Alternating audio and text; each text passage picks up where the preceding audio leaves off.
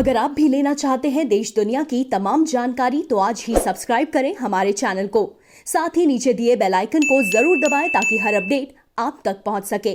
नमस्कार, साक्षी news network के खास कार्यक्रम के बनावे सोनार बांग्ला में आप सभी का स्वागत है। आज के इस कार्यक्रम में बंगाल चुनाव से संबंधित खबरों की शुरुआत करें इससे पहले आपको बता देते हैं कि 5 राज्यों में होने वाले विधानसभा चुनाव के लिए चुनाव आयोग कमर कस चुका है और मुख्य निर्वाचन आयुक्त सुनील अरोड़ा, चुनाव आयुक्त सुशील चंद्र और राजीव कुमार के साथ चुनावी राज्य असम और पश्चिम बंगाल के दौरे पर हैं। जहां तक चुनावी खबरों की बात है तो जैसे जैसे चुनाव नजदीक आ रहे हैं वैसे वैसे एक दूसरे की योजनाओं पर पानी फेरने के साथ ही एक दूसरे के खिलाफ बयानबाजी भी बढ़ती जा रही है। ममता बनर्जी ने भाजपा की नंदीग्राम योजना पर पानी फेर दिया है तो उत्तर प्रदेश के एक राज्य मंत्री ने ममता बनर्जी को इस्लामी आतंकवादी बताकर हंगामा खड़ा कर दिया है। इसके अलावा गठबंधन कर चुके वाम मोर्चा और कांग्रेस सीटों के बंटवारे को लेकर काफी मशक्कत कर रहे हैं। शिवसेना ने भी बंगाल चुनाव के लिए दम ठोक दिया है तो तृणमूल कांग्रेस ने नाराज पार्टी कार्यकर्ताओं को मनाने के लिए उन्हें पद थमाना शुरू कर दिया है। खैर, आज की रिपोर्ट की शुरुआत करते हैं ममता बनर्जी के बड़े ऐलान से। भाजपा ने नंदीग्राम के बड़े नेता शुभेंदु अधिकारी को अपनी पार्टी में शामिल कर ममता बनर्जी को बड़ा झटका दिया, लेकिन अब ममता बनर्जी ने ऐलान कर दिया है कि वह अपनी परंपरागत सीट भवानीपुर के अलावा नंदीग्राम से भी विधानसभा चुनाव लड़ेंगी। साल 2016 के विधानसभा चुनाव में तृणमूल कांग्रेस के उम्मीदवार शुभेंदु अधिकारी ने चुनाव जीता था। शुभेंदु अधिकारी के गढ़ में एक रैली को संबोधित करते हुए ममता बनर्जी ने कहा कि दल बदलने वालों की चिंता नहीं है, क्योंकि जब तृणमूल कांग्रेस का गठन किया गया था तब उनमें से कोई हमारे साथ नहीं था। ममता बनर्जी ने बीजेपी पर हमला बोलते हुए कहा कि मेरे जिंदा रहते बंगाल को बिकने नहीं दूंगी। रैली में ममता बनर्जी ने शुभेंदु अधिकारी का नाम लिए बिना कहा कि मैं किसी से ज्ञान नहीं लूंगी। नंदीग्राम आंदोलन किसने किया? ममता ने बीजेपी पर हमलावर रहते हुए कहा कि बीजेपी वॉशिंग मशीन है, बीजेपी काले को सफेद करने का वॉशिंग पाउडर है। मुख्यमंत्री ने कहा कि अखबारों को, मीडिया को डराकर अपने हिसाब से सर्वे कराए जा रहे हैं। मुझे सब पता है, सारे वीडियो और व्हाट्सएप पर विश्वास मत करना, यह सब फर्जी है। बीजेपी झूठी खबरों को फैलाने का काम कर रही है। उन्होंने कहा कि यह सफेद को काला करने वाले लोग हैं। रैली में ममता बनर्जी ने अपने भाषण की शुरुआत 2007 में हुए सिंगूर आंदोलन के उल्लेख से की। उन्होंने कहा कि आंदोलन सिंगूर से शुरू हुआ था, इसके बाद आंदोलन नंदीग्राम में हुआ। मैंने 26 दिन अनशन किया था और फिर कानून बदला गया था। नंदीग्राम विधानसभा क्षेत्र क्यों है खास? अगर इसकी बात करें तो 2007 में नंदीग्राम आंदोलन के बाद साल 2009 में हुए विधानसभा उपचुनाव में टीएमसी ने पहली बार नंदीग्राम में अपना खाता खोला। टीएमसी की फिरोजा बीवी ने उस समय चुनाव में जीत हासिल की थी। शुभेंदु अधिकारी 2016 में नंदीग्राम से विधायक बने और ममता सरकार में मंत्री बनाए गए।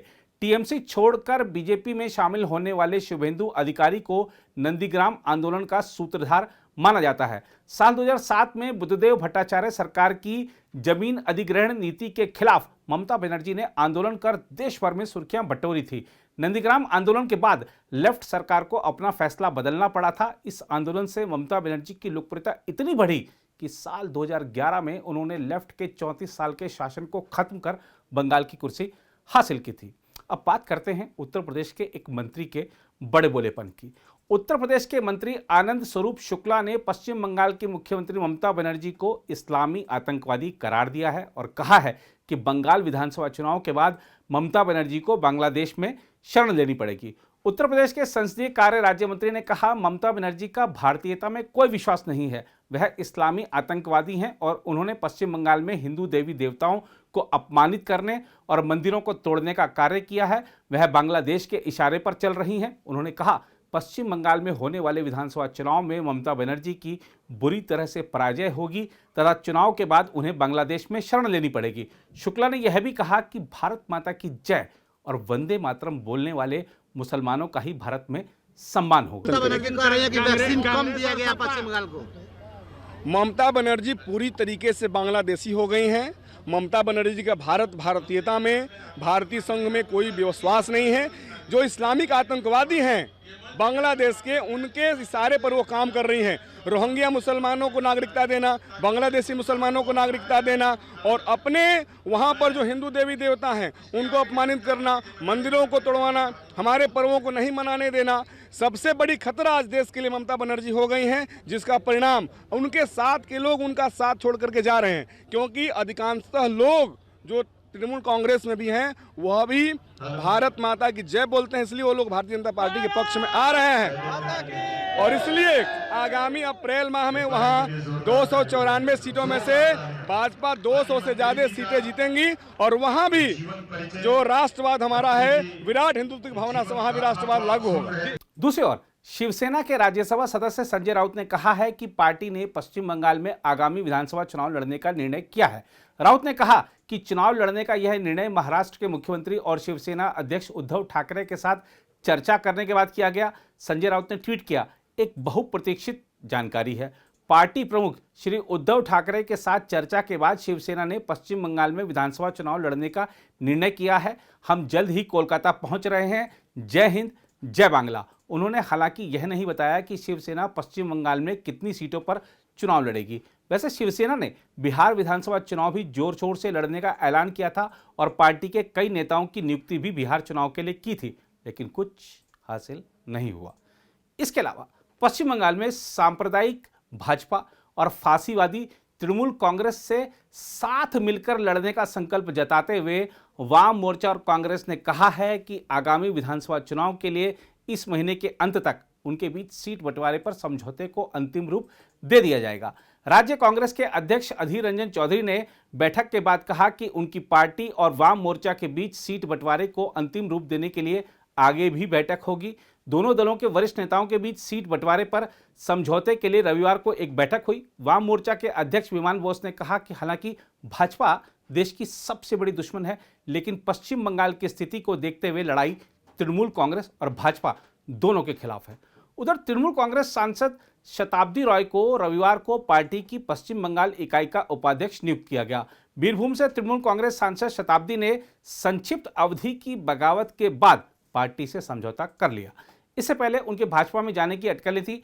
पार्टी में एक अहम जिम्मेदारी दिए जाने पर खुशी प्रकट करते हुए शताब्दी ने कहा, संवाददाताओं वह पार्टी की एक समर्पित कार्यकर्ता के रूप में हैं और काम करेंगे इसी नाते और आगामी विधानसभा चुनाव में भाजपा की हार सुनिश्चित करेंगे।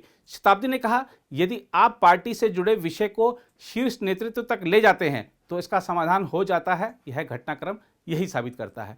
अभिनय की दुनिया से राजनीति में आई शताब्दी रॉय ममता बनर्जी की पार्टी के फिल्म संस्कृति से जुड़े लोगों में प्रमुख चेहरा हैं। बीरभूम से वह लगातार तीसरी बार लोकसभा सदस्य हैं। वह उन प्रमुख नेताओं में शामिल हैं जो 2009 में तृणमूल कांग्रेस प्रमुख ममता बनर्जी के सिंगूर और नंदीग्राम आंदोलनों में शामिल रही थी। इन आंदोलनों ने राज्य में वाम मोर्चे के शासन को समाप्त कर दिया और ममता के राज्य की सत्ता में काबिज होने का मार्ग प्रशस्त किया था। उधर गृह मंत्री अमित शाह इस महीने के अंत में एक बार फिर पश्चिम बंगाल के 2 दिवसीय दौरे पर आ रहे हैं। आइए देखते हैं प्रदेश भाजपा अध्यक्ष दिलीप घोष इस दौरे के बारे में क्या बता रहे हैं। मुट्ठी भर की चावल लेके किसान के घर से साथ में ले उसको बना करके सहभोज करने का योजना है। अगले बार जब माननीय राष्ट्रीय अध्यक्ष जी आएंगे वो भी इस प्रकार सहभोज में भाग लेंगे। इस सारी कार्यक्रमों का मॉनिटरिंग हुई है, इसकी वेरिफिकेशन चल रही है और पूरा करने के लिए एक समयबद्ध कार्यक्रम दिया गया है। इस सारे मामला को चर्चा हुआ है और माननीय अमित शाह जी 30-31 को आने वाले हैं, उसका एक मोटा मोटी आलोचना चर्चा हुआ है और फरवरी महीना में एक यात्रा निकाला जाएगा या तो 2-3 निकलेगा जो पूरा प्रदेश में घूम घूम कर जनसंपर्क करेगा चुनाव के पहले। इस सारे कार्यक्रमों का एक मोटा मोटी रूपरेखा तैयार हुआ है। पीएम की क्या आने की संभावना है? पीएम की प्रवास 23 तारीख को सरकारी प्रोग्राम में है, पार्टी का कोई प्रोग्राम नहीं है और चुनाव घोषणा होने का बाद आचार संहिता लगने के बाद ही प्राइम मिनिस्टर का प्रोग्राम होगा।